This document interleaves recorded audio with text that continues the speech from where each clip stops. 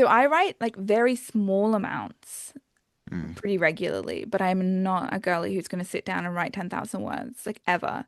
And I need to dip in and out of my creativity because I think a huge part of the creative process happens off of the page, like while we're out, while we're thinking, while we're eating dinner. Like it's a cognitive work, and we think cognitive work only happens at a screen, but it happens all the time. And our Mm. brain is doing so much work, even unconsciously as creatives. And so, I will try and write when I'm writing a first draft, I'll try and write 500 words a day, even when they're really, really terrible.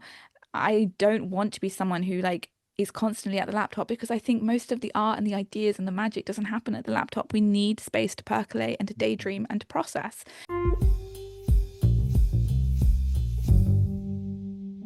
Welcome back to the Ivory Tower Boiler Room. It's Andrew. I am so excited to let you all know that we are now on the top 40 best liberal arts podcasts list that got sent to me, and we're number 3. So thank you all for listening to the podcast. And I just really appreciate that you keep spreading the word. So please make sure you follow us on social media. Instagram is Ivory Tower Boiler Room, TikTok, Dr. Rimby, and please review us on Apple, Spotify. It really, all of it helps. So I hope you just enjoy this episode. And as always, remember, there is an ad-free version on our Patreon.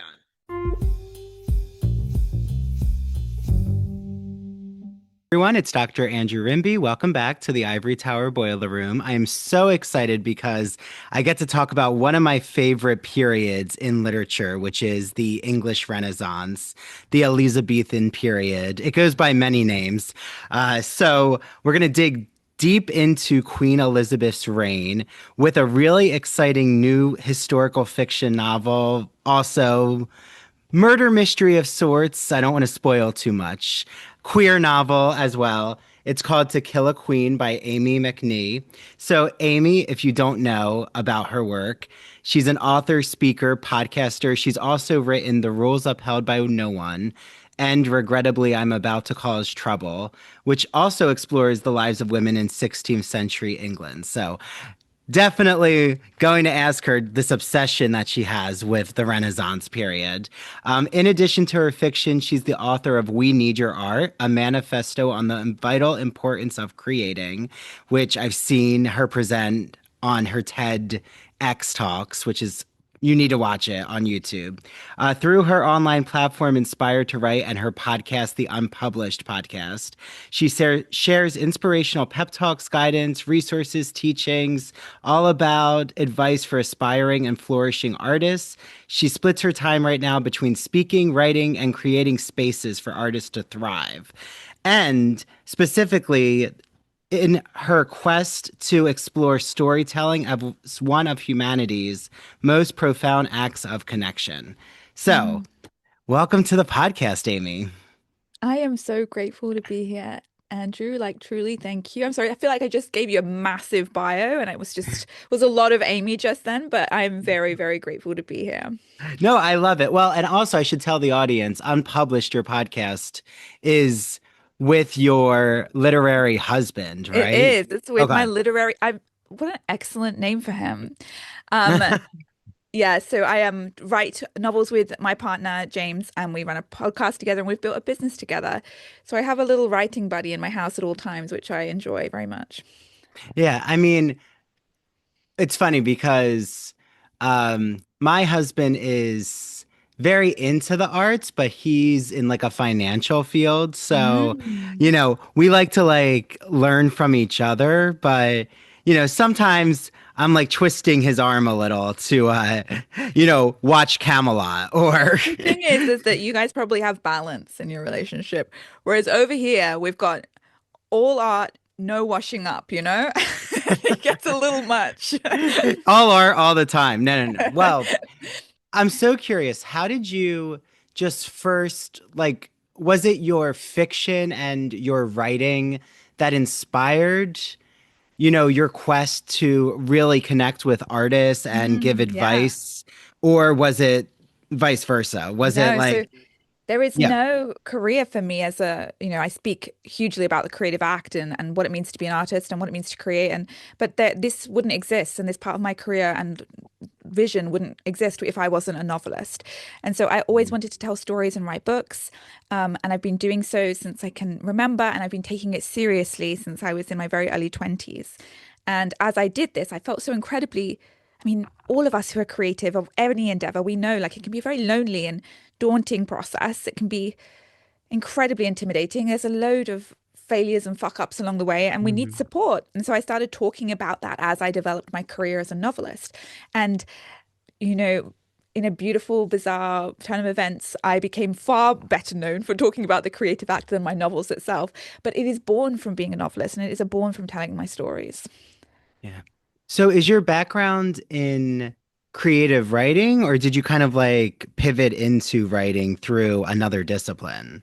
So when I left school, I went and did a degree in medieval history, and I specialized in Mm. sex culture. So I looked a lot at like sex work and medieval pornography and sex culture, and I was really interested in this like very human part of all of us that is like shared throughout all of time. It's just like something that like I could talk to someone from the 1570s and they would know what I was talking about, and I Mm. like that kind of shared thing that passes through time, and it's with all of us humans no matter where we are in time or space.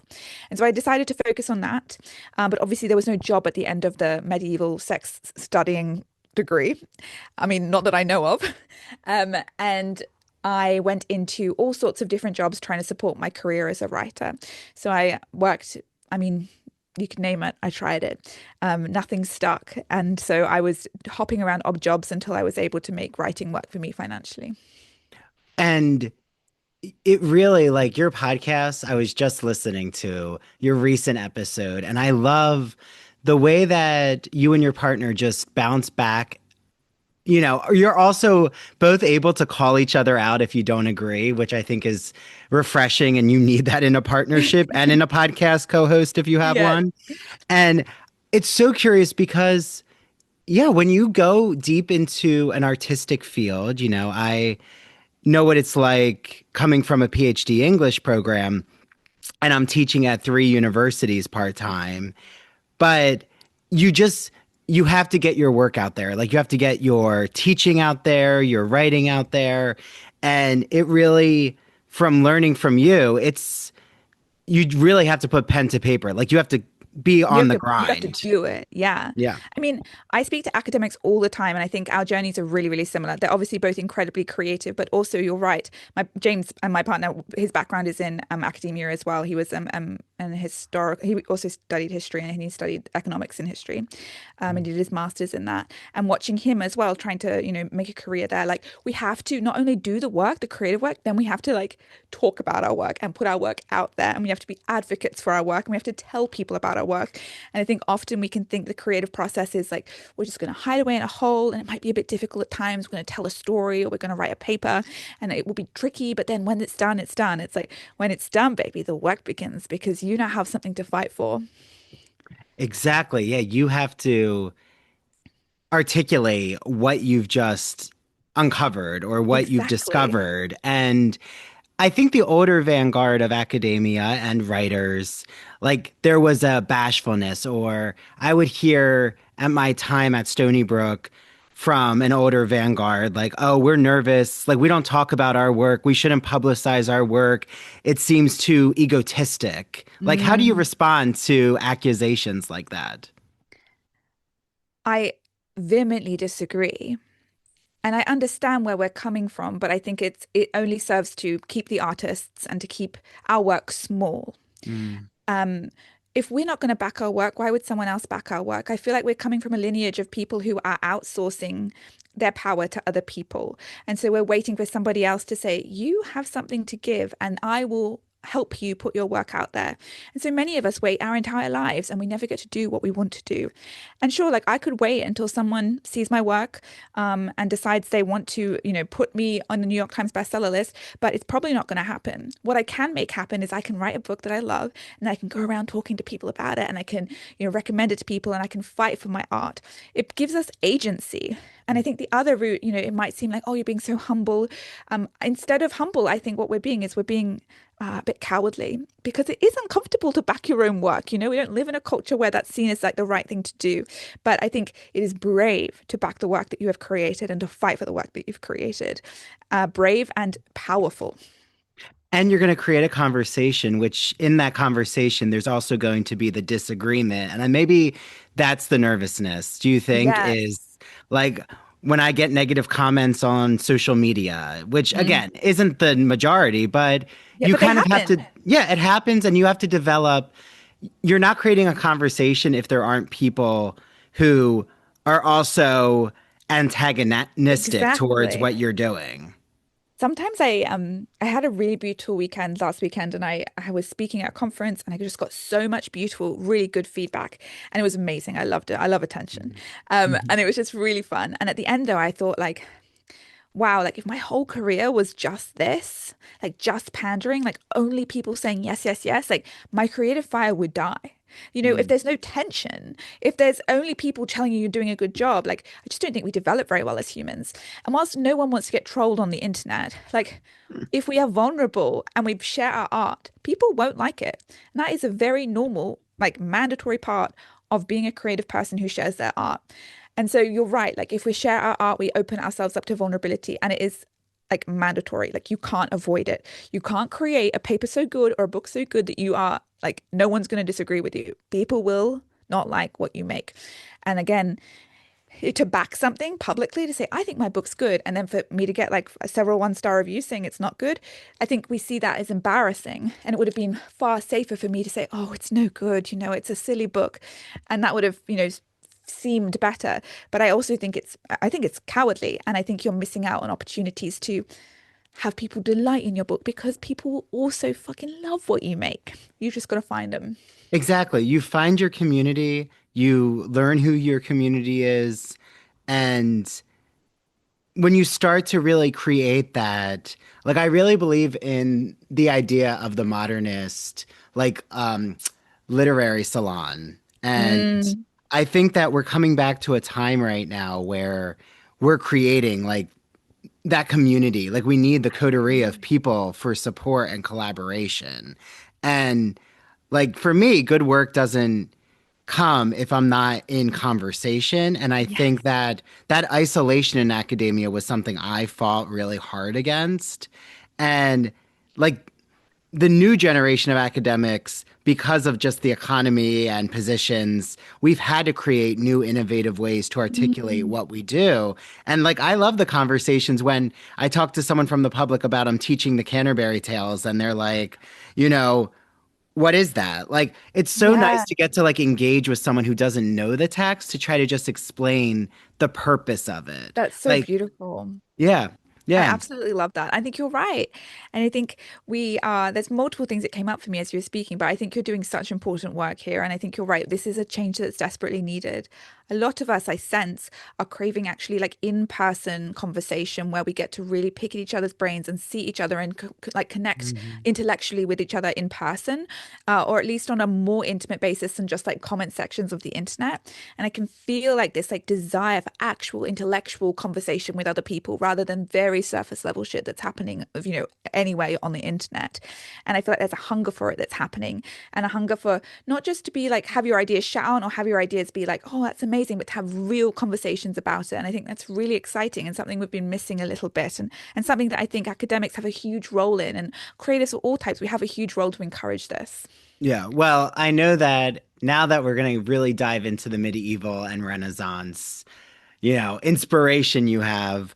I'm just coming off of, like I said, teaching the Canterbury Tales. I'm about to Perfect. teach La Morte d'Arthur, and like I'm watching different Camelot renditions, and adaptations. And, I had on someone who teaches also at Seton Hall. Her name is Angela Weissel, and she's a medieval scholar, Oh, you know, love. and like has been giving me resources as well. But like, what is it for you about the medieval? Like maybe what you learned from your studies, or even like Mm. what you're now dwelling on, like later medieval, with what we learned from that culture. Like, do you think that there's still relevant Mm, yeah, beautiful. institutions or systems?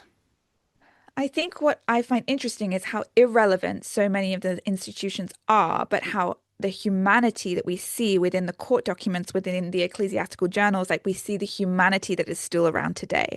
And so, whilst it's very hard for me to relate to or understand how I would live in a society so built around religion, I can see. Like when I read again, like I love court documents. When I read like a court document about, there's an incredible court document about a woman who was caught um, in her house with three naked men all wearing aprons in different rooms of her home. And like no one knows what was going on, but her neighbors dobbed her in, right? And I'm like, oh my God, that's so incredibly weird and human. And I love that, like, I can't understand your life in so many ways, but whatever you had going on there, girl, like, let's get it. And I think there's just that tether back to humanity. And I love seeing humanity in very foreign spaces. And I think I love seeing and I love creating that on the page. It's like this is a very different world than you can understand, but you can see how human it is and how we don't actually really change even after hundreds of years. Yeah, and like for the court documents and like I'm assuming you've just done so much research, like not only for To Kill a Queen, but for your other two, Yeah. historical novels, is what was it about royalty? Like, the Mm, queen, the king, they really did create, like everything really started from them and then went yeah. down. And Like, yeah. which we've gone away from. Like if anything, I feel even though, I'm in America and our political system right now is a real shit show, but it's still We're it still doesn't not. impact us the same way it would in the Yeah, medieval definitely. period. Yeah. I think again, as it's a system that is like hard for us to wrap our minds around and hard for us to understand like how much impact these royals would have had on these on individual regular people's lives. Something that I enjoy about writing about that 16th century kind of Tudor era, which is a heavily written about era. We have a huge amount of fiction and obviously a huge amount of historical documents around that era, but it does focus a lot on the monarchs. And so all three of my books, whilst this book is called To Kill a Queen, Elizabeth is a very periphery character. I wanted to get to know the people who lived under these regimes and what was it like for them to exist in such a strange, like segmented society. Yeah, and there's such a mythology around like Queen Elizabeth herself. I mean, Yeah. I'm always obsessed with the Mary Queen of Scots versus Queen Elizabeth documents Yeah. and like the letters that exist. And it's just, There's you never know, a part of her reign that isn't like made for the movies. Like she had the most main character energy that I've ever seen in any sort of historical person ever. And yeah, you're right. Like these, I mean, why am I writing historical fiction about this era? Because the fiction writes itself. It's mm, absolutely like incredible storytelling. And as I research it all and read my books about it all, and as you said, like I've been researching this for a long time. I started my degree when I was, I think, 21 or even younger, 20, and I'm 33 now. So I've been with the work for a long time. But when I read these documents, I'm just like, oh my God, the stories they write themselves. And as I'm looking down the barrel of writing the sequel to this novel, I was like, what should it be about? I open up a book, find this story about how, like a real life story about how this man managed to convince a huge proportion of London that he was Jesus. And I'm like, done. So there's my, second book sorted. It's just this period of history and so many periods of history just filled with the most juicy, human, bizarre stories that are made to put in books. yeah. What did you learn about Queen Elizabeth that might surprise us? Like, do you feel that you've can hear her voice in a way, or you kind of can understand a Mm. more embodied version of who she is outside of this mythos that's been built. Yeah. This story is a queer story and it's revolves around Jack who I feel like if Jack was around today, we might refer to them with like they them pronouns. They dance between this world of the female and the male. Like they were born a woman, but they've been raised a male and they go by the name of Jack. And during this story, Jack meets up with Queen Elizabeth's current dalliance. So we're in the kind of later years of Queen Elizabeth's life. She's not super old, she's not about to die, but she's got rid of Robert Dudley, her original suitor, and she's currently courting the French prince. And this French prince is an amazingly diverse character as well. He loved to dress up as a woman, was incredibly like sexually liberated, held these incredible parties, and loved to dress up in Queen Elizabeth's clothes. And apparently, like this just delighted her. And I love to think of this. To me, I like again, we can't know, but to me, she just feels like this incredibly like queer, like open-hearted, delicious woman who allowed like people to be themselves in her spaces. Mm. And it's so fascinating because I feel like the relevance is in that fluidity that happens in the royal Mm. court, like whether it's Yes, in Tudor England, whether it's like, even in the Middle Ages, that the royal court always had like such fluidity and, did. eccentricity. Like even, what's happening in Mar-a-Lago, they're going wild with different, parties, but It's yet like no rules. yeah, but yet the rules have to be rigid for those who live under this regime. And it's like, Exactly. why are they trying to control those who are living under It's so the interesting, isn't wealthy? it?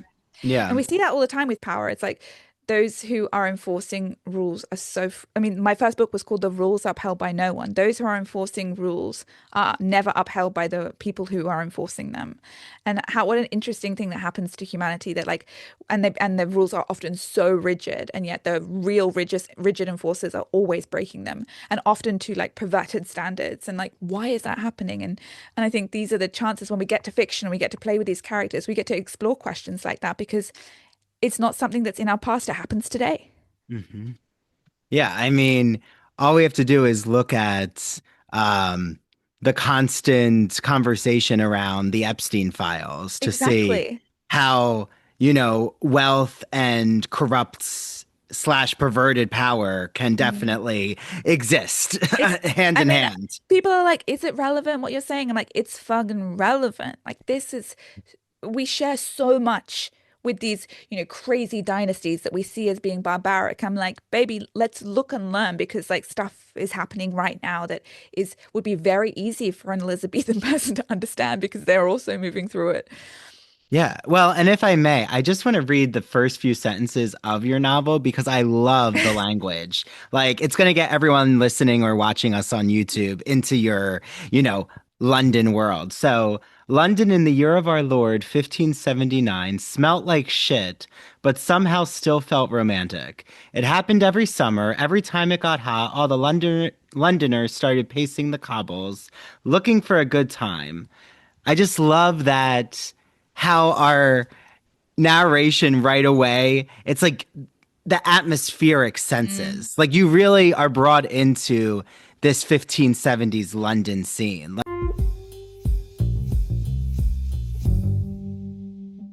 As we get closer to Pride Month, the Gay and Lesbian Review has a brand new magazine celebrating all things Pride in a special issue called Homo Literarius. So it's all about playing on that idea of homo and the Latin root, which the Latin word homo means person. So not just homosexuality, but how LGBT figures have celebrated one another, have read each other, the lovers that they've had who've also helped inspire their creativity.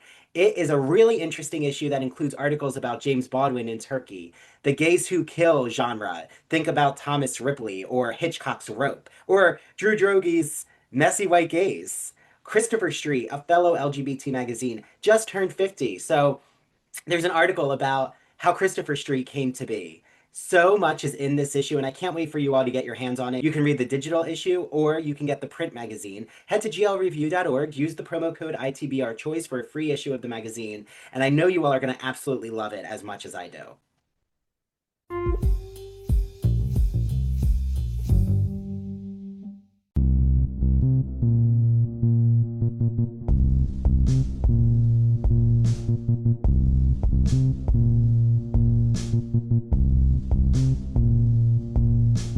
Welcome to Severed, a podcast week dropping new episodes every Monday. Severed True Crime and Severed Paranormal episodes deep dive into murder, mysteries, and the otherworldly in a concise format. A 7-minute story to frame the case with thoughtful analysis and our usual banter. We sometimes find the lighter side of darker cases. We offer 3 spin-off shows, Severed Strange Stories, Severed Haunted You, and Severed Serial Killers that highlight the unusual to lighthearted topics from the digital dumpsters of true crime, haunted universities, and the minds of madness like Ted Bundy and Jeffrey Dahmer. We are your co-hosts. I'm Harry Chambers. And I'm Drew Hudson. Listen on all major podcast platforms, including Rogue Media Network and Radio Garden State. Follow us on Instagram at severed_podcast.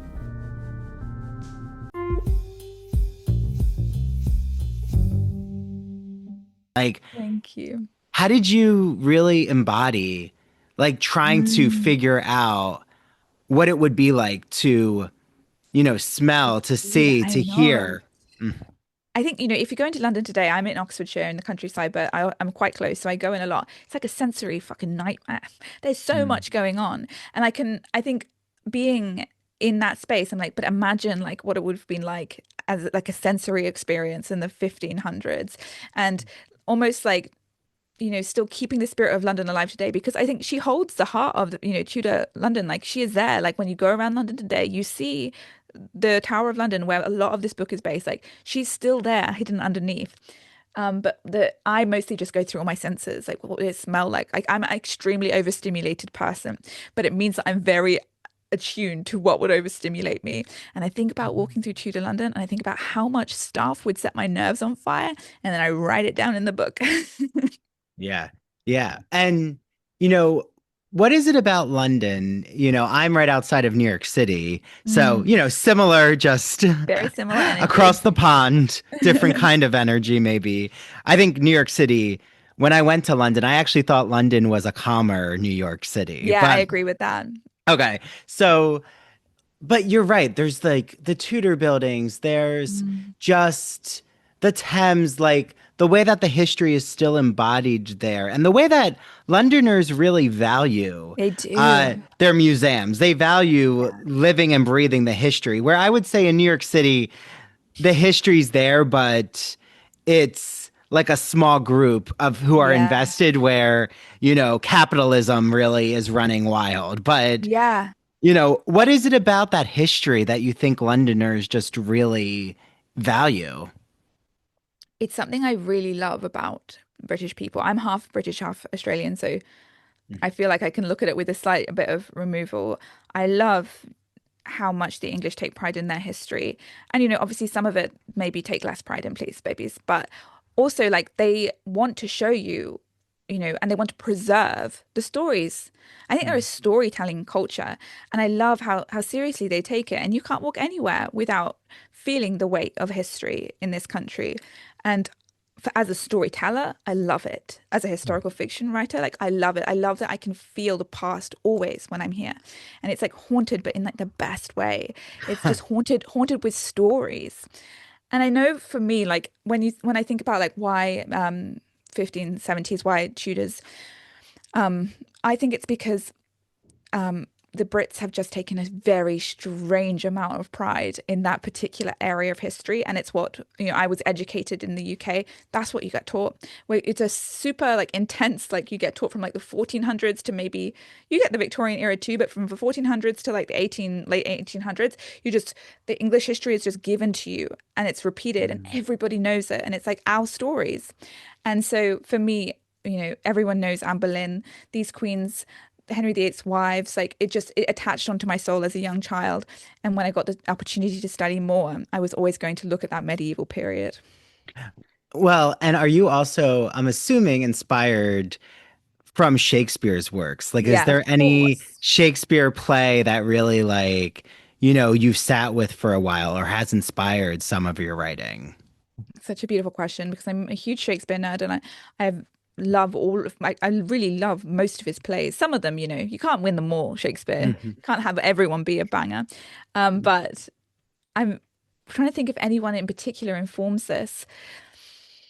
I mean, Shakespeare's around in this period, which I find so freaking cool. So, like, his presence, I think it's felt like we're about to enter like the era of like the theatre in London. And I think we're on the precipice of this like creative rebellion, right as Jack is investigating this murder. So, I think you can feel like we go to the theatre in this book and we meet the actors and the playwrights and there's this energy of like something big is coming and we're making something of ourselves as actors. So you can definitely feel Shakespeare. He is basically there. We've got all his buddies there. We just don't meet the man himself just yet because he's a tiny bit too young.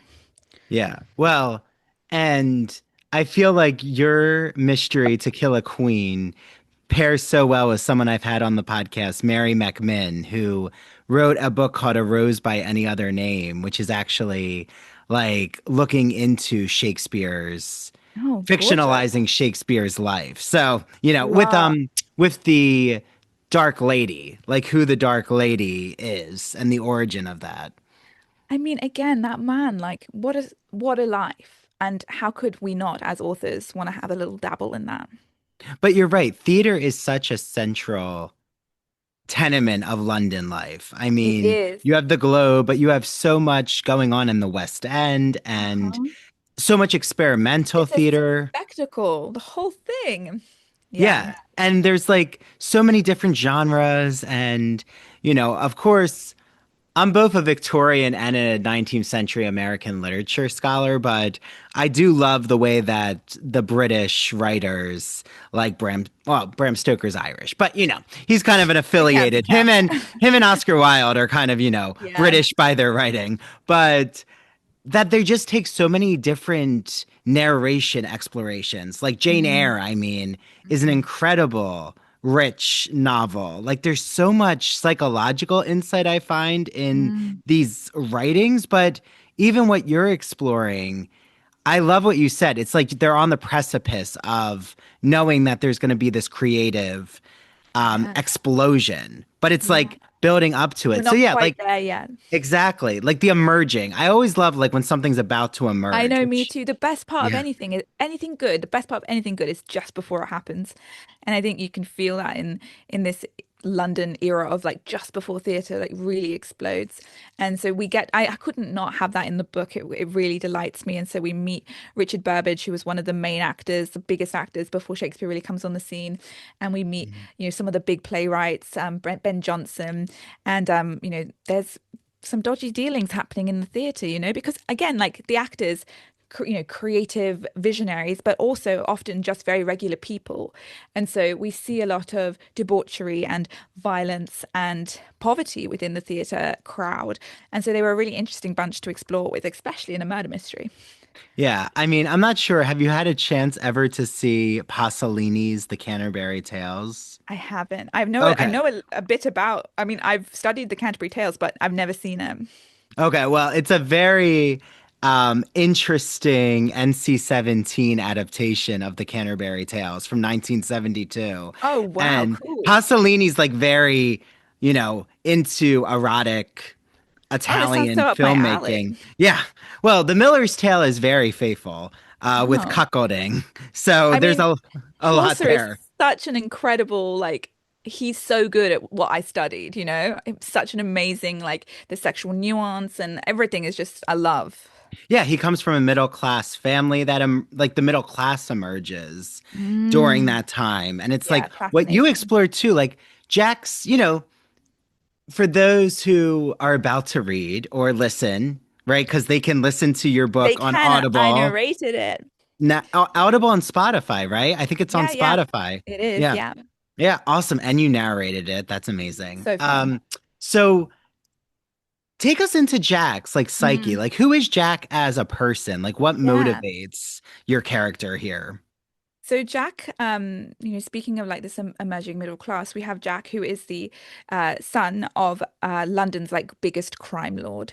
So Jack hails from Shoreditch, which is in the Tudor times, just outside of London. Right now, if you went to Shoreditch, you'd feel slap bam in the middle of it.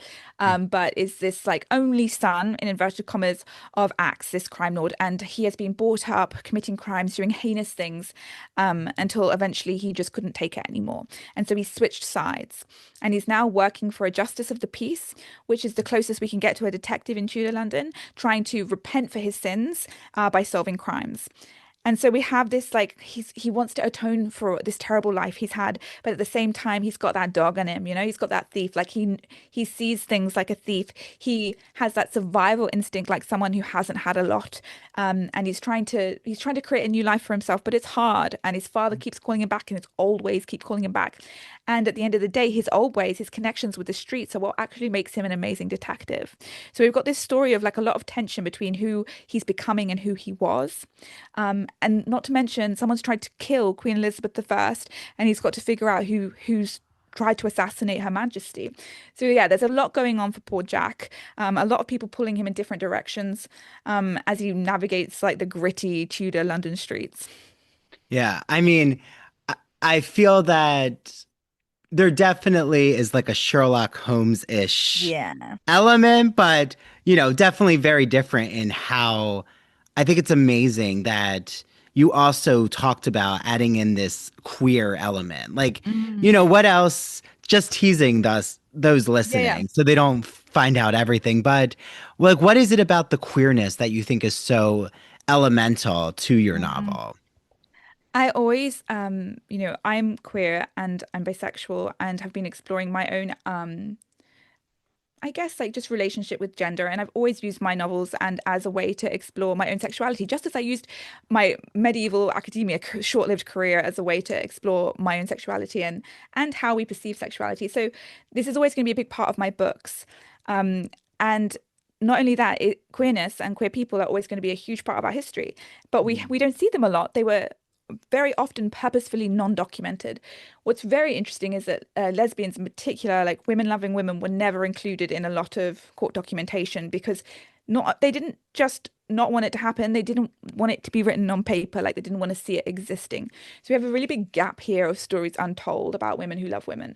And so I frequently put it in my books. And like we see glimpses historically through primary sources here and there. There's a great piece of evidence that suggests about a load of dildos found in a nunnery. And there's, Mhm. the the classic, she lived with her very good friend, marriage certificates. And there is evidence of women who love women, but there's not a lot, and there's not a lot of stories told about them, but they existed. And so I love getting to write these stories, obviously piecing together a lot of primary sources, and we can't know for certain who these women were or tell their stories exactly, but we can tell stories like them.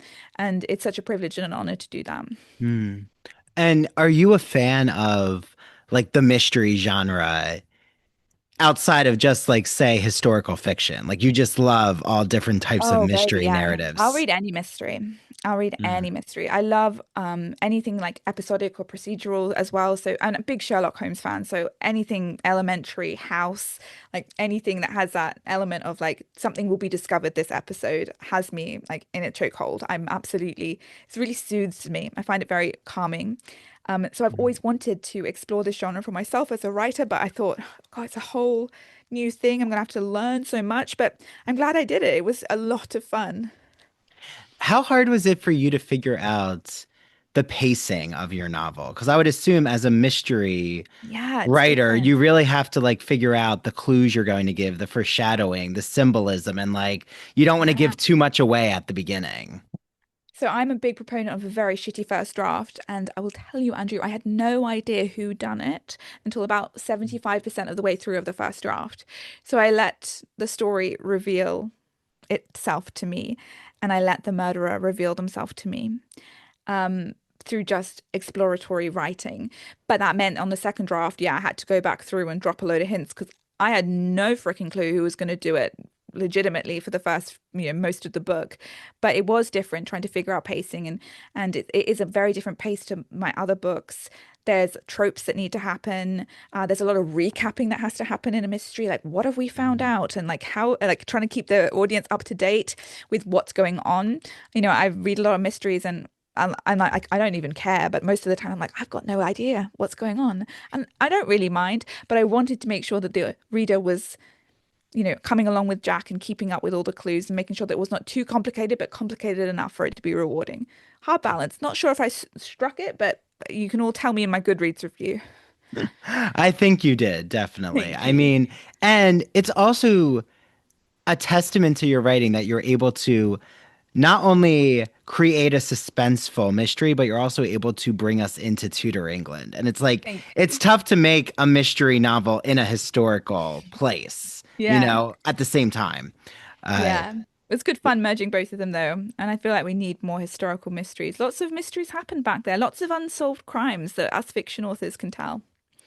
Absolutely. I mean, and, even in the Victorian period, we have Sweeney Todd. So, Exactly. the Demon Barber, yeah, Jack the Ripper. I mean, there's I so mean, the much. Victorian era was obviously just made for mystery.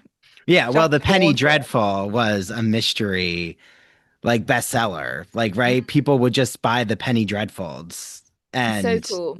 yeah, I I was reading love today it. really I love quickly, it. sorry. No, go, yeah, yeah. I was reading today really quickly. I was doing an article about how murders were solved before we had police and we had forensics to promote the book, and I like absolutely like fascinating. But I was reading about how interested the Tudors were as well in they wanted their true crime, and I think that's a really interesting thing that we share throughout history. Is like humans want to be involved in crime. We want to understand who did it. We get very nosy and gossipy about it, and I think we think it's a very modern thing. The true crime podcast. We're so obsessed with our true crime shows. Baby, those Tudors were absolutely gagging for information about who killed who. And, we see it in the Victorian times. We see it like all through. I know that, James could come in here with some good and ancient Roman examples. I don't think we're going to get over it as a species. Oh yeah, absolutely. I mean, Nero, and yeah, countless Drama back then. examples. Drama. There's even like Gregory Maguire has a novel, Mirror Mirror, um, that like if people like to read Wicked, I always recommend it Oh, lovely. because it's a retelling of Snow White, but it's in the Italian Renaissance with Lucretia Love. Borga. Is it Oh, Borga? yes. Borga, yeah. Amazing. Yeah, I was Oh, that saying would be bourgeois, fantastic. and then someone's like, "No, it's not bourgeois." I don't know. I like the I way think that it's that sounds. Borgia, but who Bourgeois. knows? I'm not Italian. I know. Well, I'm a little Italian, but I'm not actually We trust directly you then. in Italy. So, I just always.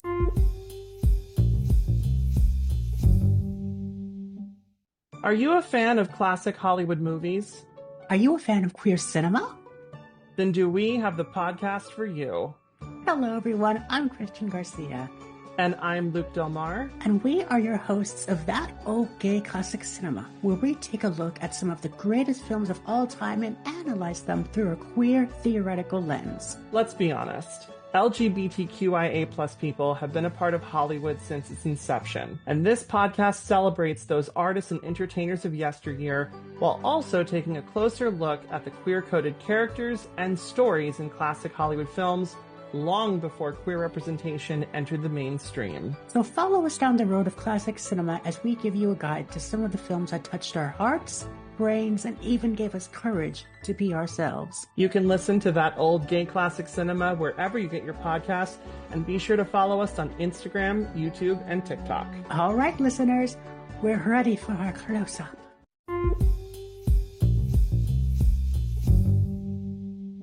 Why does anything exist? Why is there something rather than nothing? I think that's a question we all, as curious people, have asked ourselves. And let me tell you, Professor Stephen A. Simon's new book is so thought provoking that I can't wait for you all to pick it up. He provides his experience as a professor of political science and philosophy to explore that question with such a variety of perspectives from science, religion, philosophy, and even mathematics. He helps us understand what could possibly explain the most fundamental fact of all, that anything exists. So you can get this from broadviewpress.com. The floodgates have opened with science fiction as a genre in my life because I owe this to my husband and I'm going to give him credit. He has really gotten me to think more about sci-fi, film, and literature. I have to say, Minority Report, absolutely amazing. And Alien, I mean, who doesn't love that alien coming out of that human body in the first film?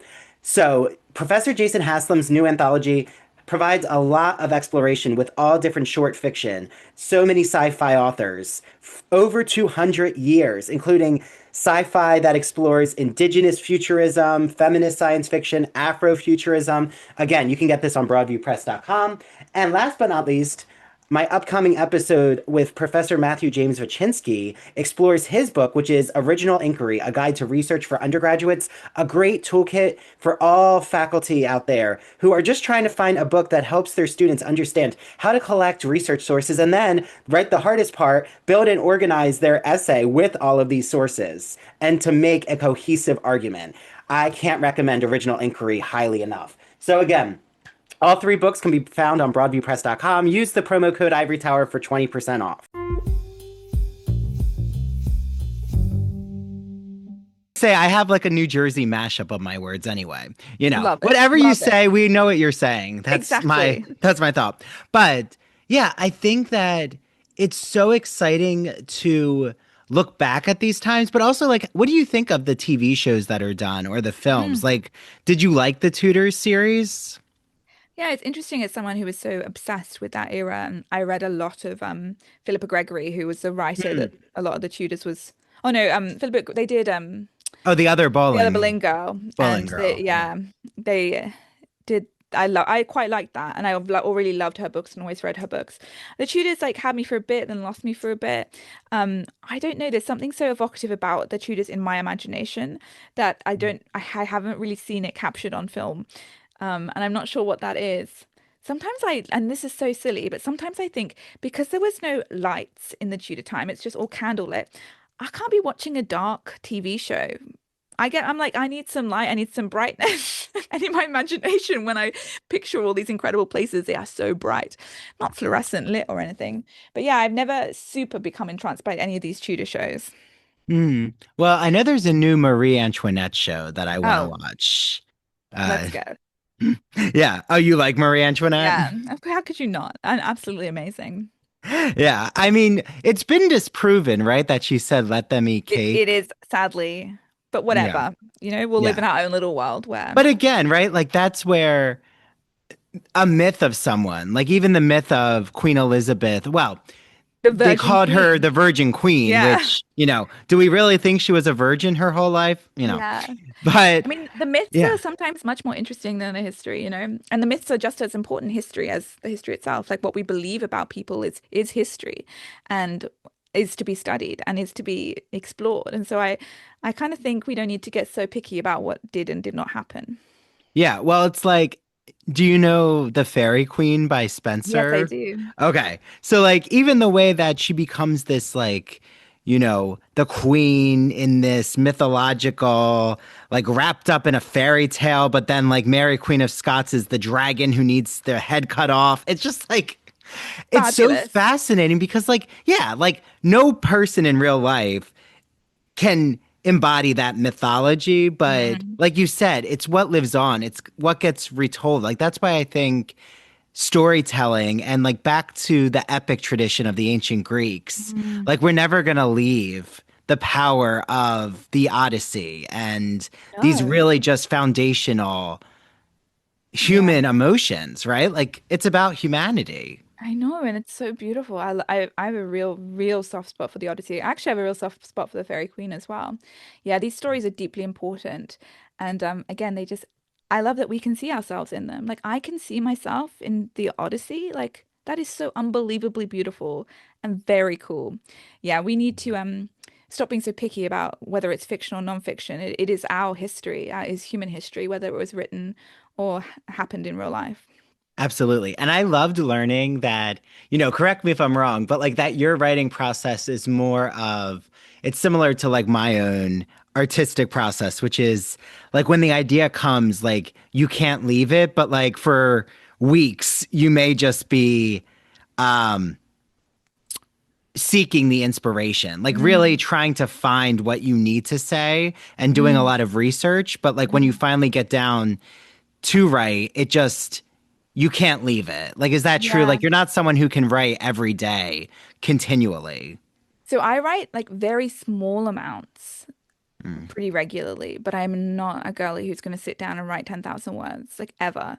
And I need to dip in and out of my creativity because I think a huge part of the creative process happens off of the page, like while we're out, while we're thinking, while we're eating dinner. Like it's a cognitive work, and we think cognitive work only happens at a screen, but it happens all the time. And our Mm. brain is doing so much work, even unconsciously as creatives.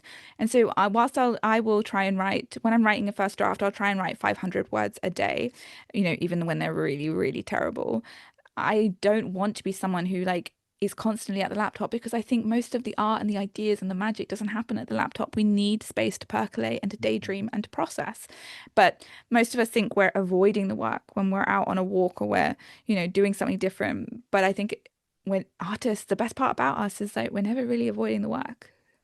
You're right. And it could be at a bookstore. Like I find Mhm. bookstores and libraries really helpful for me to like browse and like try to like um find specimens of Mm, creative nuggets that I really need I love to that. process. And you're right, like that isn't wasted time, even though like and maybe that's the fight with humanities is that creative time, that thinking time, it doesn't translate immediately into Mm, a timesheet, but it exactly. you need that process in order to create.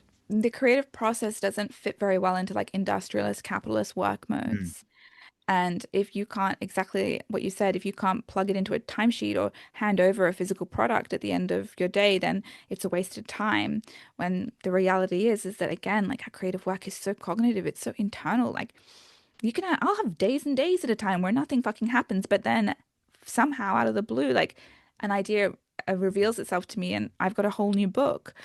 And so we need to be very careful about when we're in our creative process, comparing it to the 9 to 5 work day or like, you know, any other sort of work because creative work is not like other work. It's very unique. Absolutely. And you know, in your book We Need Your Art, like where did that idea, like how did Mm. that book get inspired? So I've been writing and sharing publicly about the creative journey for over a decade now. And it is like a compendium of every little tiny thought I've had about this creative process all put into one beautiful place. And it was incredibly satisfying to distill, over a decade's worth of creative ponderings into one little creative Bible. But it is evidence of my trying. You know, we're just giving it a fucking go out here. We're trying. I'm writing books. I'm giving it a go. And on the way, I learned so much. And some of the lessons are a bit painful and some of them are beautiful, but I wrote them down and I'm so grateful I wrote them down. I'm so grateful that I shared them. Um, and now I get to have them all in one book as a way to make sure that none of us feel alone as we navigate this, because it is very difficult. But it is also very beautiful and very, very needed. Yeah. So what have you learned from your audience, like your podcast audience, Mm, your reading audience? Like, have they helped shape you in, mm. your identity as an artist? Oh, without a doubt. I mean, my We Need Your Art wouldn't be here without my community of creatives, because the only reason it's here is because I shared my creative journey with others and they saw me and they said, "Hey, me too." Or they said, "Hey, do you also have a situation with this? Like, do you also feel like, you can only write if you have a whole day free, or do you also feel like you can't share it because you'll feel embarrassed, And I'm like, "Yeah, I do." And seeing myself in others and having others see themselves in me has been why I was able to, write We Need Your Art. It's a huge part of the journey. And then for my novels, I feel like I'm still building my readership, but just again, it's the beautiful thing about art is like you hand over something and you say, "Oh my God, this is so personal. This is me in paper form." And they take it and they go, "Oh my God, this is so personal. This is me in paper form." And I think I'm handing over Amy in a book form, but I'm handing over a mirror and they see themselves in my work. And so when I speak to people who read my fiction and they say, "I see myself in this," like, "Oh my God, what an incredible piece of feedback," which also means like I see myself in them. And so it's such a beautiful communal and symbiotic relationship between the author and reader. And I feel incredibly grateful for it. Yeah, well, and I loved learning that, you know, as I'm, reading To Kill a Queen, it makes sense that you were discovering who did it along the way because it really, your pacing has such suspense to it because you were I didn't know. also, yeah, you didn't know, you were figuring it out with us. And Yeah. I think it's nice that it's always, I think, more productive. This is just how I work too, to not always know, to not know the answer at the end of the We don't need to tunnel. know. No. Yeah, And sometimes you get too prescriptive if you try to like set exactly. everything down immediately. It's kind of like any academic, especially maybe more in the sciences, but I feel like in the humanities as well, trying to like prove a hypothesis. Like you don't go prove the hypothesis, you go and try and prove it wrong. You try to reveal truth. And so I liked that process for fiction. It's like instead of like knowing exactly what's going to happen, I let my fiction tell me exactly what was going to happen. Yeah. Well, and I know you're working on a sequel. So Mm. can you like, leave us with some excitement Yeah. about what we might expect in the To Kill a Queen sequel? Yeah. So another Jack and Jenny mystery. We, as I said, someone's come to London and said they're Jesus Christ and they're performing miracles on the streets of Tudor London. Miracles. Like Jack saw with his own eyes Jesus walked on water. What the fuck is going on? And basically what happens is everyone's got 7 days and then everyone in London is either going to heaven or hell. So you've got to repent pretty quickly or something not very nice is going to happen. And so we have 7 days for Jack to figure out if this Jesus fella is the real deal or not. And again, this really fucking happened, which is just unbelievable. Wow.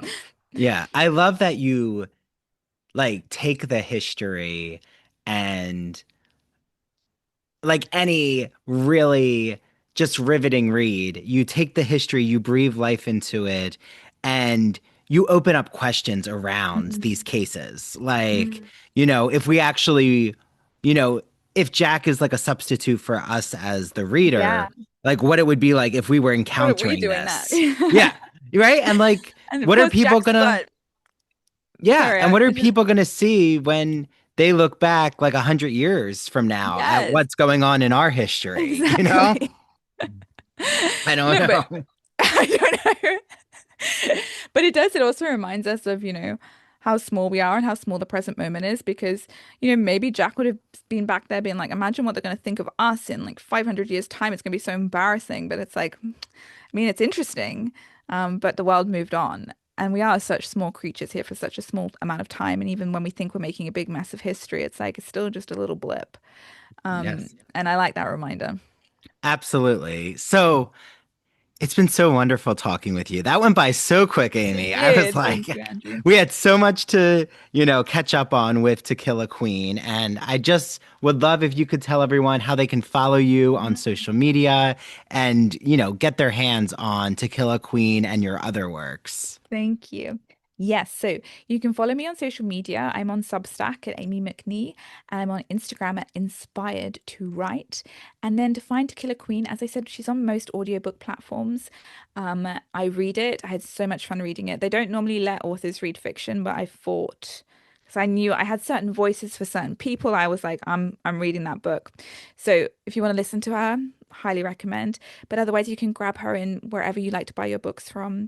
And same with my other fiction books. Again, like wherever you want to buy your books from, go find them, go have a delightful time in Elizabethan London, and let my books kind of take care of you. Let them have a little cozy retreat from the real world and let me have a bit of fun with you in Tudor England.